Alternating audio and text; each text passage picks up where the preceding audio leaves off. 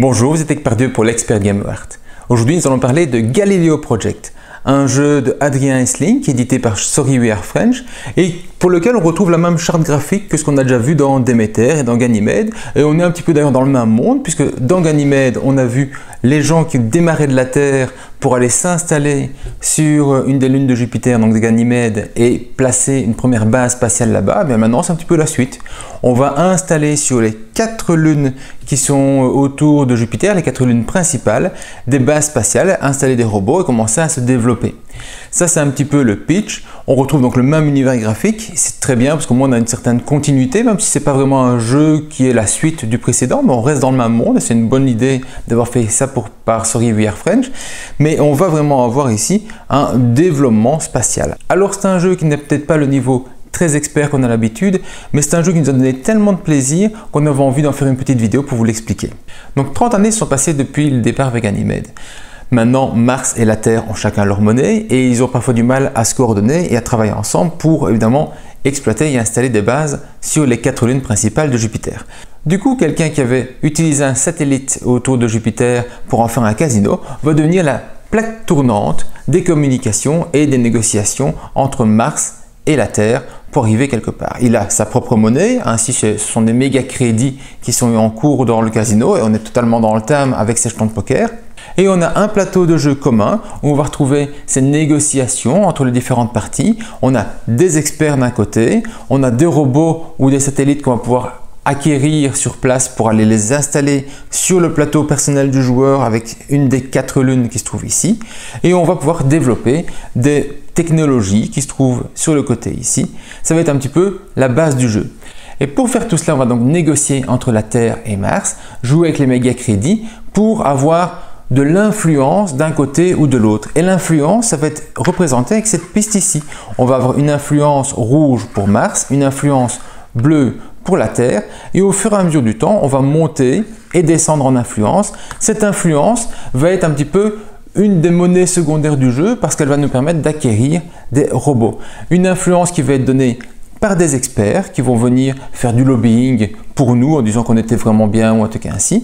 Et donc on va engager pour rien dans le jeu, mais qui vont nous rapporter à chaque fois un niveau d'expérience, un niveau d'influence, avec des actions qui vont dépendre du côté dans lequel on balance. Vu qu'on a du bleu et du rouge, on va donc avoir des actions d'un côté ou de l'autre de la carte selon l'endroit où on va se trouver ici sur le plateau de jeu. On va aussi avoir des objectifs qui se trouvent ici, qu'on va pouvoir valider à la fin de notre tour si jamais on a atteint ce qui était demandé. Et on a ici des actions que l'on peut faire grâce aux satellites qui sont les StarZ dans le jeu. Sur le côté, des ressources supplémentaires, des projets qu'on va pouvoir développer. Et on a ici 3 projets de base qui vont être choisis dans l'ordre inverse de l'ordre du tour au début du jeu et qui vont recevoir de l'influence, qui vont permettre d'avoir des ressources, voire un peu des deux, selon ce que l'on va choisir.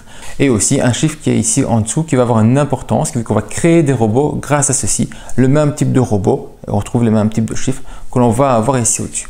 Voilà, de manière globale, le plateau de jeu. Dans le jeu, c'est pas très compliqué. La première chose que l'on va faire, c'est repris ici dans l'aide de jeu, c'est qu'on va pouvoir changer son influence sur Mars ou sur la Terre. Donc, si je suis par exemple ici en cap d'influence Terre, je pourrais, si j'ai de l'argent, si j'ai un méga crédit, payer un méga crédit et je vais changer, je vais basculer de l'autre côté. C'est optionnel, c'est donc pas obligatoire et les 3/4 du temps, vous ne le ferez pas parce que vous avez été dans la couleur qui vous intéresse le plus pour quelques tours. Mais parfois, si certaines couleurs ne sont pas disponibles, c'est toujours possible, bon, on a toujours une option aussi pour changer de côté éventuellement. Ça, c'est la première chose. La deuxième chose, c'est de pouvoir soit acquérir un expert, soit acquérir un nouveau robot, soit développer une nouvelle technologie. Ce sont les 3 options qui se trouvent ici.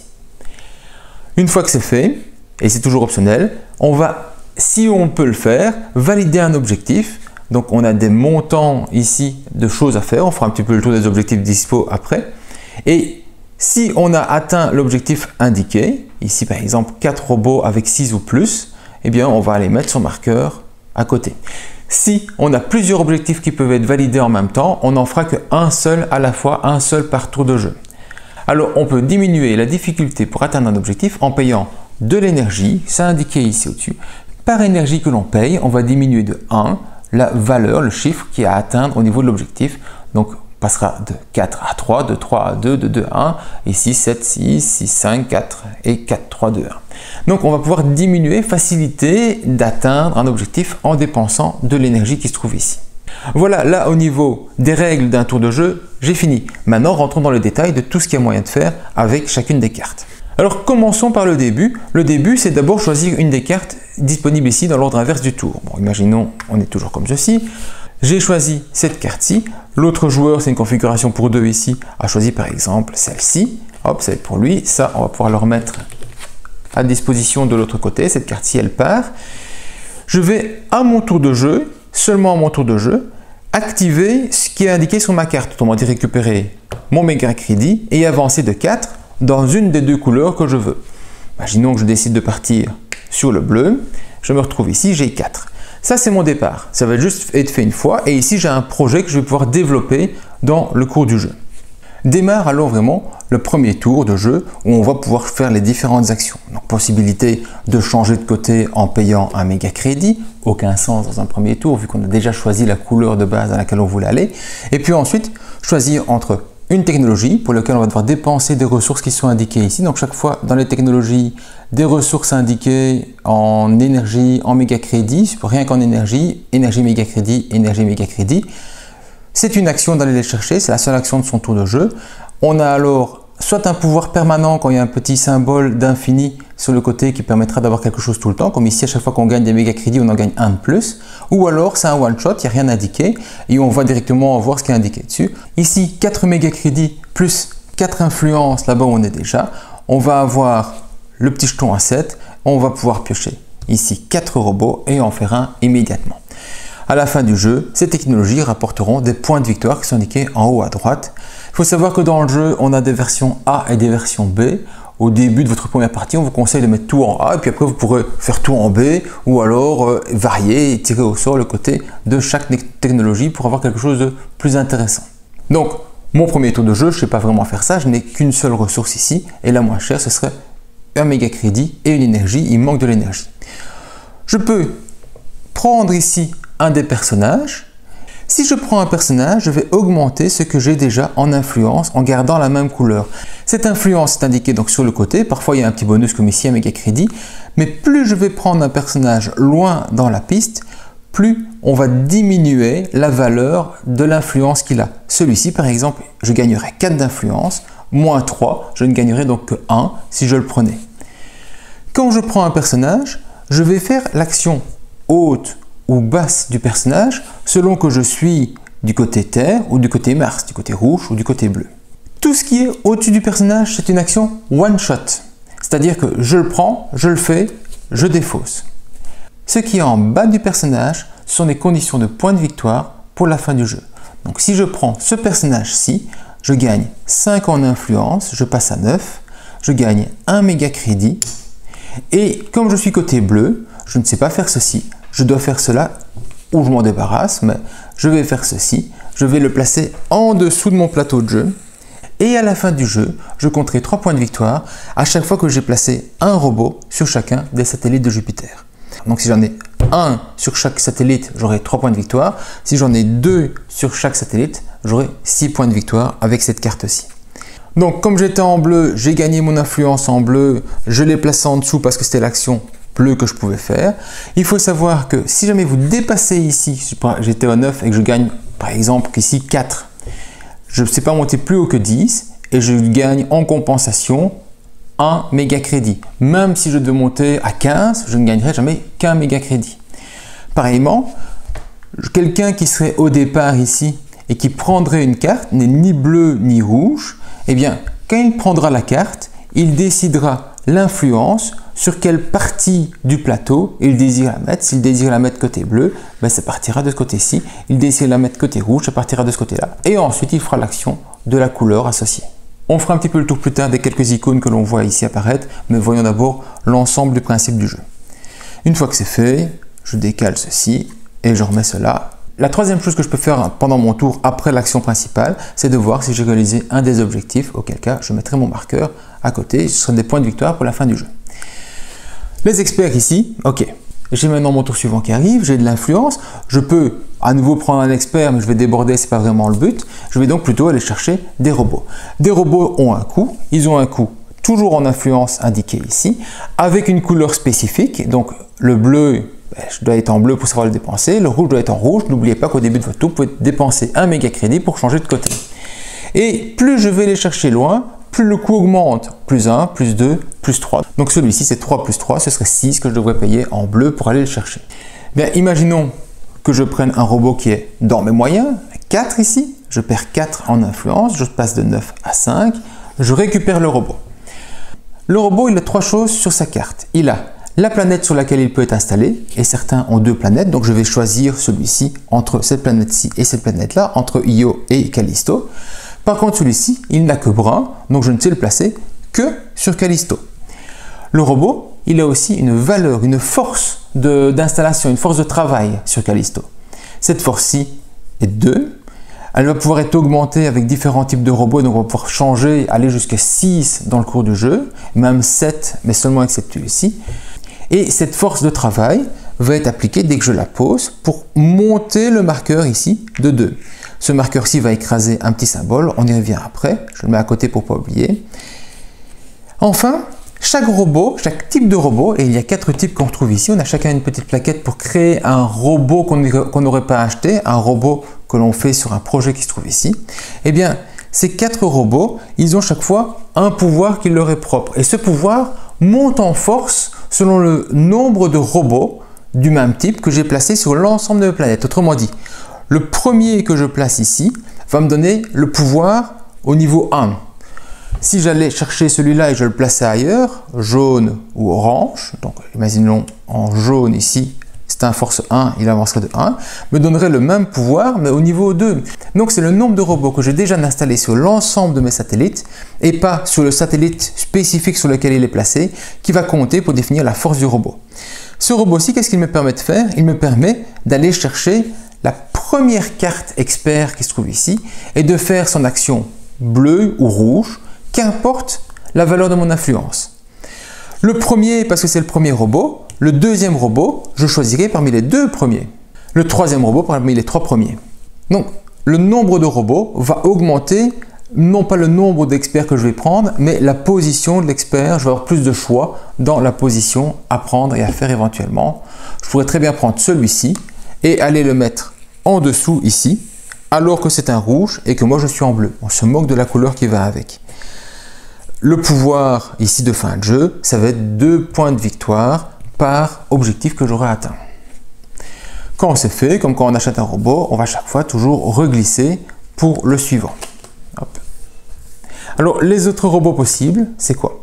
J'ai un robot très simple ici qui va me donner des méga crédits. Des méga crédits, le premier que je place, hop, force 3, je gagne un méga crédit. Le deuxième que je placerai, je gagnerai 2 méga crédits, 3, 4 au fur et à mesure. Vous avez le satellite de communication, lui, il va être placé en orbite et il va permettre d'augmenter la valeur de communication. Somme toute, on va avoir des bonus qui se trouvent indiqués ici. Le premier satellite, hop, je le mets ici, j'avance de 3. Je vais pouvoir prendre une énergie.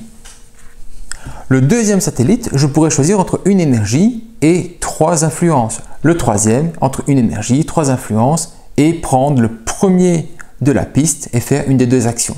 Puis après, j'aurai le choix aussi avec 2 méga crédits et de faire un plus 3 sur un de mes robots. Un plus 3, c'est augmenter la force d'un robot de 3 dans un maximum qui va jusqu'à 6. Par exemple, un plus 3 sur celui-ci ferait passer de 1 à 4 et donc ferait passer de 1 à 4. La valeur ici sur les satellites est toujours très simple. Il suffit de calculer les valeurs indiquées sur les robots qui sont autour. Et le dernier type de robot, c'est celui-ci. C'est justement celui qui va permettre d'augmenter les valeurs des chiffres qui sont ici. Et je vais le mettre par exemple ici. Voilà, je passe à 4. Lui, il me donne un plus X. C'est le premier robot, donc un plus 1. Je vais augmenter de 1 la valeur d'un de mes robots. Mais par exemple, je pourrais très bien augmenter de 1 la valeur de ce robot-ci qui passerait à 3. Et je passerai à ceci. Voilà, ce sont les pouvoirs des robots. Ils augmentent si vous arrivez à être monomaniaque sur un seul type de robot. Parlons des satellites et parlons de ce qu'ils vont vous permettre de faire au niveau du jeu. Déjà, à chaque fois qu'on va avancer autour d'un satellite, on va se retrouver dans une tranche, dans une zone de 7 à 9 par exemple, c'est cette tranche-ci. Et à chaque fois des étoiles. Les étoiles sont des points de victoire de fin de jeu. Donc c'est ce qu'on gagnera comme point de victoire au fur et à mesure du jeu. Ensuite, ils ont chacun leur petit pouvoir. Sur Yo, on va avoir des -1, -2, -3, -4, infini. Et c'est les moins en influence. C'est pourquoi? C'est quand j'achète un robot, je peux payer 2 mégacrédits pour diminuer le coût d'influence de ce robot selon la zone dans laquelle je suis. Autrement dit, en étant ici, hop, je vais un petit peu remettre des options dans mon jeu. Voilà. Je suis en bleu. Pour l'instant, le seul bleu que je peux acheter, c'est celui-là. Mais il me coûte 5 plus 2, 7. Je n'ai que 5. Donc, je ne saurais pas le payer. Je pourrais payer 1 mégacrédit pour passer en rouge, pour ainsi acheter celui qui est à 3. Mais imaginons que j'ai vraiment envie d'avoir celui-là. Du coup, je peux payer 2 mégacrédits, ce qui est indiqué ici. Pour acheter un robot, je paye 2 mégacrédits et je fais -X. Ici, je suis à -2.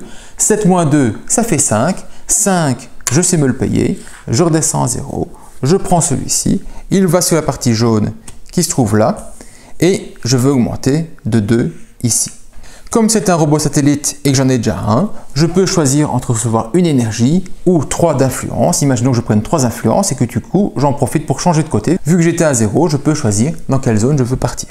Voilà, ça c'est le pouvoir autour de Yo. Et plus je vais aller, plus je vais avoir des réductions. Donc si j'ai beaucoup d'argent, je peux facilement rester sur place, si je suis tout au-dessus, payer 0 pour prendre chaque fois un robot qui va venir dans mon jeu. Au niveau d'Europe, il n'y a que des points de victoire, sauf à la fin, qui est à -1 énergie, ce qui veut dire qu'à chaque fois que je dois dépenser l'énergie pour faire quelque chose, la première est gratuite. Autrement dit, pour acheter ici, je paierai une énergie de moins à chaque fois, mais aussi pour avoir les objectifs, ici c'est avoir les 4 tuiles de technologie. Je vous rappelle que l'on peut dépenser de l'énergie pour diminuer ce chiffre à 3, puis à 2, puis à 1. Eh bien, automatiquement, en étant ici tout au-dessus, j'ai d'office le -1 qui est appliqué vu que la première énergie est déjà dépensée. Donc, j'ai besoin que de faire 3, 6, 5 ou 3 dans les objectifs qui sont demandés là. Mais sur Europa, j'ai aussi l'avantage d'avoir des symboles sur le chemin. Ce symbole, c'est de l'énergie. À chaque fois que je passe dessus, eh bien, je gagne cette énergie-ci. Je dis à chaque fois que je passe dessus. Pourquoi? Parce que dans le jeu, j'aurai moyen de déplacer certains robots, ceux qui ont 2 satellites, et donc les mettre dans un autre endroit, par exemple, les faire se déplacer par ici. Du coup, ça fait -4 ici, 1, 2, 3, 4. Je suis passé en dessous, je ne rends pas ce que j'avais gagné. Ça fait +4 là-bas, 1, 2, 3, 4. Mais si je remonte en remettant de nouveau des robots ou des satellites sur le côté ici, je vais à nouveau repasser sur les mêmes symboles, je vais à nouveau regagner des énergies au fur et à mesure que je passe là-dessus. Sur Ganymède, on va pouvoir placer plus de personnages pour des points de victoire finaux en dessous de son plateau de jeu. De base, on ne peut en placer que 2, c'est indiqué ici. Eh bien, la première zone de Ganymède permettra d'en placer 3, puis 5, puis 6 au fur et à mesure que je vais avancer. Les 2 autres zones qui sont spécifiques avec un point d'interrogation et un plus, eh bien, ça va être de pouvoir, quand je prends un expert, quand je suis ici, je vais pouvoir directement choisir si je veux faire la partie bleue ou la partie rouge, indépendamment de ma position. Et ici, je pourrais faire la partie bleue et la partie rouge, toujours indépendamment de ma position. Donc, je pourrais faire le pouvoir immédiat, plus placer la carte en dessous si je le désire. Donc, très intéressant pour avoir plus de flexibilité sur les experts. Le dernier, Callisto, ça va me permettre de travailler sur mes projets robotiques. Le projet robotique, cette fameuse carte que l'on avait gardée avec notre valeur de départ ici, eh bien, quand je vais avoir le symbole d'un petit robot ou le symbole avec un rond et les différentes couleurs, on l'a aussi ici, le rond avec les différentes couleurs, et ici, on avait le petit robot. Et quand j'arrive ici, donc où j'ai le robot et les 4 couleurs, je vais avoir le choix entre ajouter un de mes robots sur mon projet robotique, comme par exemple ici. Et donc j'ai un projet où j'ai défini un type de robot. Je pourrais aussi ajouter un robot sur mes plaquettes ici déjà présentes. Simplement, je change le type de robot existant, mais il ne fait aucune action. Je ne gagne pas le bonus qui va avec. Simplement, ce sera un meilleur bonus plus tard quand je placerai encore un nouveau robot comme ceci. À la place d'en avoir un déjà présent, j'en aurai déjà 2 présents, donc j'augmenterai la valeur du suivant. Mais le plus souvent, on va le placer sur un projet robotique.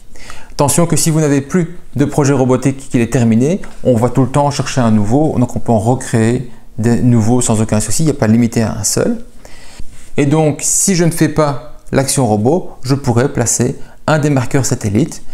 Alors, si je le place sur un projet robotique, il va être ici terminé. J'ai un robot et une zone de déploiement et donc il est directement déployé. Il arriverait ici et j'avancerai de 3 pour faire ceci. J'ai un plus X, j'en avais déjà un, ça en fait 2. J'ai donc un plus 2 quelque part. Imaginons, hop, je fais passer celui-ci à 5. Du coup, il repasse ici. Je réécrase ce bonhomme-ci. Et donc, comme je l'ai dit, je peux très bien commencer un nouveau projet robotique. Voilà, directement. J'aurais pu aussi, avec ce symbole-là, le placer sur un robot déjà présent. Si je le place sur un robot présent, par exemple ici, eh bien, il va immédiatement changer de satellite. Ça va faire moins 3 ici, ça va faire plus 3 là-bas, 1, 2, 3. Je repasse, comme je l'ai dit, sur le symbole, je récupère à nouveau de l'énergie. J'ai un maximum de 10 mégacrédits que je peux stocker et un maximum de 4 énergies. Quand je place un petit marqueur sur un robot existant ou un satellite existant, donc il faut qu'il y ait une case de vide, je ne peux pas écraser déjà un symbole qui serait déjà présent, je suis obligé de déplacer ce robot de son ancien satellite vers son nouveau. Alors les points de victoire de Callisto sont un petit peu spécifiques, c'est-à-dire que ce n'est pas une valeur fixe, x1, x2, x3 ou x4. C'est quoi x1, x2, x3, x4? Eh bien c'est le type de robot que j'ai le plus dans mon jeu. Eh bien pour chaque robot, j'ai 1, 2, 3 ou 4 points de victoire. Donc actuellement, j'ai 2 robots de ce type-ci, 2 comme ceci. Donc celui que j'ai le plus, ça reste 2. Je suis à 2 x 2, ça me ferait 4 points de victoire avec ma position actuelle. Si j'arrive à maximiser un type de robot, eh bien, je fais beaucoup plus de points de victoire grâce à Callisto. Voilà pour les actions des robots, simplement. Donc à mon tour de jeu, je peux soit prendre un expert, soit prendre un robot, soit prendre une technologie.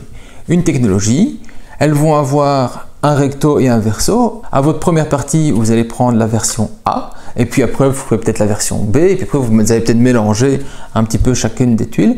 Et il y en a 2 pour 2 ou 3 joueurs, il y en a 3 pour 4 joueurs. Donc il y a plus de tension dans le jeu à 3 ou à 4 qu'à 2, vu que là-bas, on va chacun pouvoir en prendre une. On ne peut pas avoir 2 fois la même technologie. Et on va payer donc les demandes qui sont indiquées ici. Donc une énergie et un mégacrédit, 3 énergies, 1 mégacrédit, 2 énergies, 3 mégacrédits. Elles auront des points de victoire en fin de partie qui sont indiqués en haut à droite. Et elles ont une action immédiate s'il n'y a pas de symbole infini, ou alors permanent s'il y a un infini. Ici, donc à chaque fois que je gagne 1 mégacrédit, j'en gagne 1 de plus. Là, immédiatement, je gagne 4 mégacrédits et 4 influences. Là, je gagne automatiquement un 7 que je vais placer quelque part. Donc, je pourrais me le payer si j'ai 3 énergies et j'ai 1 mégacrédit. Je paye tout ça et je vais pouvoir aller chercher ceci. Je la place au-dessus de mon plateau, c'est indiqué. J'aurai un point de victoire en fin de jeu et immédiatement, je gagne un 7, ce qui veut dire que je pourrais le mettre sur ma plus petite ici, un 1. Et donc, je fais un plus 6, vu que 7, on était déjà comptabilisé à 1, je fais plus 6, je passe à 11. Et on peut le vérifier, hein, 4 plus 7, ça fait bien 11, donc c'est tout à fait correct. Donc, j'ai un bon bonus de réduction pour aller chercher de nouveaux robots.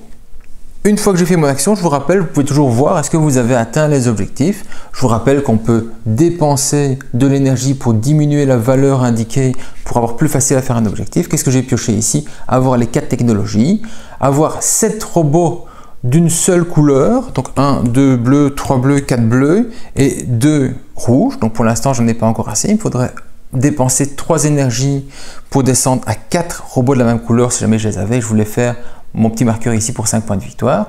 Être à 6 sur les 4 planètes, je suis à 11, je suis à 5, je suis à 8, je suis à 3. Donc pour l'instant, il me faudrait 3 énergies pour le valider. Avoir 4 robots qui sont à 6 ou plus, j'en ai un qui est à 7. Pour l'instant, il me faudrait 3 énergies pour pouvoir le valider en diminuant donc la valeur qui est indiquée ici au-dessus. Avant d'en arriver à la fin du jeu, quelques informations sur le pouvoir des experts que vous voyez ici. Des choses que vous allez arriver très vite à comprendre. 2 points de victoire par technologie qui serait présente. 1 point de victoire par robot qui a 2 planètes indiquées dessus. On a déjà vu celle-ci. 1 point de victoire par expert que l'on a stocké ici au fond. Et on a déjà vu celui-ci aussi. Si jamais je prenais un expert et que je suis déjà à mon maximum, donc 2 au départ, pour l'instant je pourrais en prendre 3, et que je veux en prendre un autre parce qu'il vaut plus de points de victoire pour moi que celui que j'avais choisi au départ, eh bien simplement je vais prendre, je vais placer, je vais enlever un autre expert, donc je vais remplacer. Mon maximum est fixe, mais par contre je peux changer les experts qui sont dedans au fur et à mesure du jeu. Au-dessus, je vais avoir immédiatement, lorsque je le prends par technologie que j'ai, soit 1 mégacrédit, 2 influences ou plus 1 sur un robot. Je peux déplacer un robot d'une planète à une autre. Il faut que ce soit un robot qui ait 2 planètes visibles et je gagne un +1 dans la force de mon robot dans ce déplacement. Donc je pourrais redéplacer celui-ci par là et il fera encore un +1. Je choisis sur les 4 couleurs ici, je choisis un nouveau symbole à placer quelque part. Donc potentiellement sur un robot qui serait mis ailleurs, potentiellement sur un nouveau projet qui permettrait d'être descendu et donc d'être ramené ici, ça me permettrait d'arriver au maximum par exemple. Des méga crédits, un nouveau robot à faire et le reste de cartes c'est le même style. C'est très facile une fois que vous avez vu un petit peu les symboles existants à comprendre ce qu'elles font. On va donc faire chacun son action avec 2 actions optionnelles, chacun son tour jusqu'à la fin du jeu. La fin du jeu, elle va être déclenchée par quoi? 2 possibilités. La première, c'est qu'on a été épuisé le tas des experts. On a mis la dernière carte ici en jeu. Donc ce paquet-ci est vide. C'est pas ceci qui doit être vide, c'est ce paquet-ci est vide. Et l'autre déclencheur de fin de jeu, ça va être un joueur qui a 10 robots devant lui. 10 robots devant lui, on ne compte pas les projets qui sont en cours. 10 robots de placés, ce sera fin de jeu. Dans les 2 cas, on termine le tour pour que chaque joueur ait joué le même nombre de coups et c'est terminé, on arrive au décompte final. Pour le décompte final, on a un petit assistant ici pour ne rien oublier. On va avoir d'abord le décompte des points de victoire pour chaque satellite. Pour chaque satellite, l'endroit où je suis, donc 14, 5, 2 et ici 2 fois le plus grand nombre de robots, c'est 2 fois 2, ça fait 4. Et donc j'indique toutes mes valeurs. Je vais pouvoir scorer mes experts qui ont été placés ici en dessous. Et alors attention, il aurait peut-être fallu mettre un petit symbole ici pour ne pas l'oublier, même si c'est rappelé sur votre plateau de jeu. À la fin du jeu, pour pouvoir scorer vos experts, vous devez payer 1 méga crédit par expert que vous voulez scorer ici. Autrement dit, si j'ai 2 experts mais je n'ai plus d'argent, je fais 0 point de victoire. C'était une petite règle qu'on oublie facilement, rapidement, trop rapidement, qui aurait été bien de rappeler ici, même si effectivement c'est mis là, mais vous devez payer absolument 1 méga crédit par expert pour valider son action en fin de jeu, ses points de victoire. On va ensuite scorer ce que l'on a ici comme tuiles de technologie, les points de victoire associés, et on va scorer ce que l'on aurait pu mettre ici, donc imaginons comme ceci, comme point de victoire dans les objectifs. On fait la somme et on a alors un vainqueur facilement. En cas d'égalité, ce serait le joueur avec le plus d'influence restante sur le plateau de jeu qui gagnerait. Si c'est encore égalité, on partagera la victoire. Voilà pour les règles de Galileo Project. Vous voyez, rien de bien compliqué. On va effectivement changer de côté éventuellement, prendre un expert pour augmenter son influence, faire l'action haute ou basse selon la couleur dans laquelle on est, à moins d'être ici au-dessus et d'avoir le choix, ou alors acheter un robot qui va augmenter nos positionnements au niveau des satellites, ou alors acheter une technologie qui va donner un pouvoir continu ou un pouvoir one-shot à un moment ou à un autre, et on terminera éventuellement par valider un objectif quand on a atteint quelque chose, en n'oubliant pas de bien pouvoir dépenser de l'énergie pour diminuer la difficulté de l'objectif qui serait à faire. On n'oublie pas en fin de jeu de garder de l'argent pour valider les personnages que l'on aurait placés ici, sinon c'est un petit peu dommage de perdre tous ces points de victoire là, et moins de faire pas mal de points de victoire aussi ici si on les a bien choisis. Et c'est tout. Et Galileo Project, c'est un jeu qui va tourner vite parce que c'est une course. Au fur et à mesure que vous allez commencer à jouer et bien comprendre le jeu, vous allez voir qu'en fait c'est vraiment à celui qui va le plus vite pour faire une série d'actions, qui va comboter des pouvoirs l'un avec l'autre, qui arrive à monter assez vite ici. Et à terme, vous devriez tourner entre 13 et 18 manches pour l'ensemble du jeu. Ce qui veut dire qu'on peut le boucler en 30 minutes à 2 joueurs assez rapidement sans devoir se prendre la tête parce que c'est assez fluide, qu'on joue rapidement chacun son tour. On va voir un petit peu ce que l'autre fait, ce qu'il peut faire pour voir s'il a un robot spécifique qu'il veut prendre. On va aller plus vite que lui sur un objectif en dépensant des énergies et on va essayer de prendre le meilleur expert qui se trouve ici.